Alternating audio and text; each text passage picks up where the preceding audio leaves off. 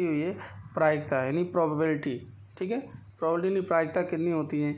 जैसे यहाँ पे दिया हुआ है, ऐसी प्रक्रिया जो कुछ सुपरिभाषित परिणामों को उत्पन्न कर सके प्रयोग कहलाती है। ठीक है, प्रयोग आपको पता ही है कि एक्सपेरिमेंट क्या होता है। ऐसी प्रक्रिया जो कुछ सुपरिभाषित परिणामों को उत्पन्न कर सके प्रयोग कहलाती है। ठीक है, प्रयोग दो प्रकार के होते हैं। एक पहला होता है निर्धारणात्मक प्रयोग, ठीक है, यानी डिटर्मिनिस्टिक एक्सपेरिमेंट। फिर होता है यादृच्छिक प्रयोग, ठीक है, रैंडम करने का मतलब होता है कि जैसे 1 से 100 तक हमें कुछ फाइंड करना है तो हम रैंडमली चेक कर लेते हैं। ठीक है, सपोज सभी बच्चों का हमें रिजल्ट फाइंड करना है। सपोज 2 लाख रिजल्ट है, तो 2 लाख रिजल्ट में हम फाइंड कैसे करेंगे, कितने % फेल होंगे या पास होंगे। तो उसमें क्या करते हैं, 2 लाख तो चेक नहीं किया जा सकता, तो इसके लिए हम क्या करते हैं, जैसे 100 रिजल्ट चेक कर लिया, उससे 100 रिजल्ट में से आप देख लेंगे 100 में अगर 20 फेल है तो 20% रिजल्ट हमारा फेल आया। ठीक है, ये 10% फेल है तो 10% फेल आया। ठीक है, इसी प्रकार हम लोग प्रायिकता यानी प्रोबेबिलिटी क्या होती है, ऐसी प्रक्रिया जो कुछ सुपरिभाषित परिणामों को उत्पन्न कर सके प्रयोग कहलाती है। फिर क्या होता है, प्रयोग दो प्रकार के होते हैं। पहला होता है निर्धारणात्मक प्रयोग, कहने का मतलब डिटर्मिनिस्टिक एक्सपेरिमेंट होते हैं। फिर होता है यादृच्छिक प्रयोग यानी रैंडम एक्सपेरिमेंट, कहने का मतलब अगर 2 लाख हमें रिजल्ट देखने हैं, उनका डेटा हमें फाइंड करना है, तो क्या करते हैं, 2 लाख तो चेक करना आसान नहीं है। तो इस केस में हम क्या करते हैं कि जो होगा उसमें से 100 चेक कर लेते हैं। अब 100 में अगर 10 फेल हो गए तो क्या कर देंगे हम, 10% रिजल्ट फेल आया है। ठीक है, तो ऐसे ही करके हम फाइंड करते हैं। अब यहाँ पे देखिए लिखा हुआ है, थ्योरी है, थोड़ा सिंपल टाइप से इसको पढ़ना है, पढ़ लीजिएगा। लिखा हुआ है, ऐसे प्रयोग जिसको दोहराने पर भी परिणाम निश्चित रहता है, जैसे उसे निर्धारणात्मक प्रयोग कहते हैं। जैसे जो बल होता है, गुरुत्वाकर्षण जो बल होता है वो 9.8 मीटर पर सेकेंड स्क्वायर ही रहेगा। इसको हम कितनी भी बार अगर एक्सपेरिमेंट करते हैं तो इसका जो मान होगा वो क्या रहेगा, 9.8 मीटर पर सेकेंड स्क्वायर ही रहता है। ठीक है, ऐसे प्रयोग जिनको दोहराने पर उनका परिणाम भी बदल जाता है तो यादृच्छिक प्रयोग कहते हैं। सपोज, ठीक है, इसमें देखिएगा जैसे दिया हुआ है, पासा फेंकने पर 1 2 3 4 5 6 में से कुछ भी आ सकता है। ठीक है, सपोज पासा हम फेंक रहे हैं तो पासे में 6 फलक होते हैं, पता ही है सबको। एक में 1 होता है, फिर 2 होता है, फिर 3, फिर 4, फिर 5, फिर 6। पासा नहीं जो लूडो वाला खेला जाता है, तो उसमें क्या होता है कि कुछ भी आ सकता है। तो ये क्या होता है, ये प्रयोग बदलते रहते हैं। ठीक है, कभी 1 आ जाएगा, कभी 2 आ जाएगा, कभी 3 आ जाएगा, या कभी फिर 6 आ जाएगा। ठीक है, तो ऐसे करके इनके प्रयोग बदलते रहते हैं। या फिर सपोज इसका एक और एग्जाम्पल आप लोग सोचिए, फिर बताइएगा मुझे। आप लोग को जो होमवर्क मिलेगा उसमें आप लोग सेक्शन में डाल दीजिएगा कि हाँ यादृच्छिक प्रयोग का एग्जाम्पल ये है, और जो परिणाम है निर्धारणात्मक प्रयोग उसका एग्जाम्पल ये है। ठीक है, प्रयोग के निष्कर्ष क्या होते हैं। यादृच्छिक प्रयोग से संबंधित यदि n घटनाओं में से m घटनाएं घटना e के अनुकूल है, तब घटना e के घटित होने की प्रायिकता, सपोज घटना e कुछ भी है, हमें नहीं पता है घटना e क्या है, तो ना m पता है। देखिए यहाँ पे क्या है, n जो है वो घटनाओं में से m घटनाएं घटना e के अनुकूल है। कहने का मतलब है अनुकूल घटनाएं यानी कितनी घटनाएं घट सकती हैं। फिर क्या होती है, कुल घटनाएं। सपोज यहाँ पे जैसे पासा दिया हुआ है, इसमें से 6 कुल घटनाएं कितनी है, 6। ठीक है, अब अनुकूल यानी घटना घटने की अगर पूछा जाए कि 2 आने की कितनी संभावना है, तो 2 जो होगा वो अनुकूल घटना हो जाएगा यानी 2, और कुल घटनाएं कितनी है 6, तो 2/6 हो जाएगा, यानी प्रायिकता इसकी 2/6 हो जाएगी।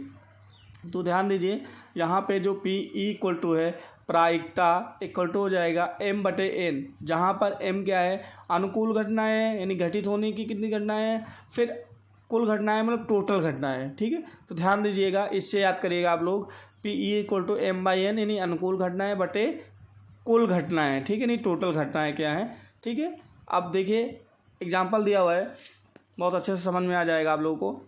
सपोज किसी ताश की गड्डी में से एक ताश खींचा जाता है। ठीक है, ताश की गड्डी देखी होगी सबने, नहीं खेली है तो ठीक है, या कुछ लोग होंगे महानुभाव जो खेल भी लेते होंगे। ठीक है, उस ताश के इक्के की होने की प्रायिकता क्या होगी, ये नहीं, एक इक्का होता है जिसमें शायद ऊपर ए, मुझे याद नहीं है, इक्का होता है, ए बना होता है, तो अगर इक्का होने की प्रायिकता क्या होगी, तो P बराबर यानी घटना होने की संभावना कितनी है। कहने का मतलब है एक ताश की गड्डी में 52 पत्ते होते हैं, 52 पत्तों में से 4 इक्के होते हैं। अगर इक्के कहे जाएं कितने होते हैं, तो इक्के की संख्या होती है 4। ठीक है, अब क्या कह रहा है कि जो क्वेश्चन है वो कह रहा है अगर हम 52 पत्तों में से यानी 52 में से एक पत्ता खींचते हैं तो इसमें से इक्का होने की प्रायिकता क्या हो जाएगी। ठीक है, तो इक्का होने की प्रायिकता क्या हो जाएगी, अनुकूल घटनाएं कितनी हो जाएंगी 4, यानी 4 इक्के हैं तो 4 हो जाएंगी। कुल घटनाएं, कुल मतलब कितने पत्ते हैं, मतलब 52, तो 4/52 इसको अगर सॉल्व करेंगे 4 का 4, 13 चौको 52, यानी 1/13 हो जाएगी। प्रायिकता क्या हो जाएगी 1/13। दूसरा एग्जाम्पल है, एक पासा फेंकने पर 6 आने की प्रायिकता क्या होगी। ठीक है, तो 6 आने की प्रायिकता क्या हो जाएगी, 6 जो है 6 नंबर से यानी 1 है उसमें से। ठीक है, याद रखिएगा 6 जो है केवल एक ही बार आएगा, यानी वो अनुकूल घटना हो गई। और फिर टोटल यानी कुल कितनी घटनाएं हैं, कुल कितनी घटनाएं हैं 6 हैं, तो पीई यानी अनुकूल घटनाएं कितनी होंगी 1, 6 जो एक ही बार आएगा, और टोटल मतलब कुल घटनाएं यानी 6 हो जाएंगे, तो 1/6 इसकी प्रायिकता हो जाएगी। ठीक है, 1/6 इसकी प्रायिकता हो जाएगी। ठीक है, नेक्स्ट देखिए प्रायिकता का अभिगृहित दृष्टिकोण। ठीक है, अभिगृहित दृष्टिकोण का मतलब ये है कि कुछ इसके दृष्टिकोण हैं। ध्यान दीजिए, यदि किसी प्रयोग में घटना ए विधियों से घट सकती है और बी विधियों से नहीं घट सकती है। सपोज कुछ टर्म्स होते हैं कि ऐसे करेंगे तो घट जाएगी घटना, ऐसे करेंगे तो नहीं होगी। तो घटना ई के घटने की प्रायिकता हो जाएगी पी = A/A+B। ठीक है, ना घटने की प्रायिकता अगर पूछा जाए तो पी इन्वर्स होता है, यानी पी के ऊपर डैश लगाते हैं हम, इक्वल टू हो जाएगा B/A+B। ठीक है, इन दोनों रूलों को याद कर लीजिएगा। घटना ई के घटने की प्रायिकता, जहाँ पर क्या है ए जो है विधियों की घट सकती है, बी विधियों से नहीं घट सकती है। ठीक है, और घटना ना घटने की प्रायिकता B/A+B हो जाएगी। ठीक है, इस केस में अब देखिए नेक्स्ट क्या है। नेक्स्ट जो है घटना ई को यानी ई इन्वर्स को ई के ही पूरक घटना कहते हैं। सपोज वो तो हो ही जाएगी, तो BE+PE इन्वर्स हो जाएगा, इक्वल टू इसको जब ऐड करेंगे तो फिर ध्यान दीजिए क्या आ जाएगा, ऐड करेंगे तो क्या आ जाएगा PE+PE। ठीक है, इसको ऐड करेंगे तो A/B+B+P/A+B। ठीक है, इसको सॉल्व करेंगे तो क्या आ जाएगा A+B/A+B, तो ये कट जाएगा, यानी एक आ जाएगा। यानी अगर पूछा जाए घटना घटने की प्रायिकता और प्लस घटना ना घटने की प्रायिकता, ठीक है, तो ये कितनी हो जाएगी 1 हो जाएगी। ये रूल आप याद करिएगा, यानी किसी भी घटना ई के घटने व ना घटने की प्रायिकता का योग सदैव 1 होता है। इसको नोट कर लीजिएगा, याद कर लीजिएगा। ठीक है, किसी भी घटना ई के घटने की व ना घटने की प्रायिकता जो होगी वो क्या होगी, सदैव 1 होती है। ठीक है, क्या होती है, सदैव 1 होती है। ठीक है, याद रखिएगा इन बातों को। अब देखिए यहाँ पर कुछ टर्म्स आपको दिए हुए हैं एग्जाम्पल के रूप में। एक थैले में 3 काली और 4 सफ़ेद गेंदें हैं।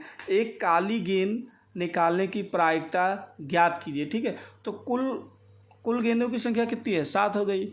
अब देखिए काली गेंद निकालने के लिए कह रहा है, तो काली गेंदें कितनी है, 3 है, तो 3/7 हो जाएगी। यानी अनुकूल कितनी है घटनाएं, 3 है। क्यों, क्योंकि 3 काली गेंदें, उनमें से कोई एक निकालना है हमें, और टोटल कितनी है 7, तो 3/7 हो जाएगा।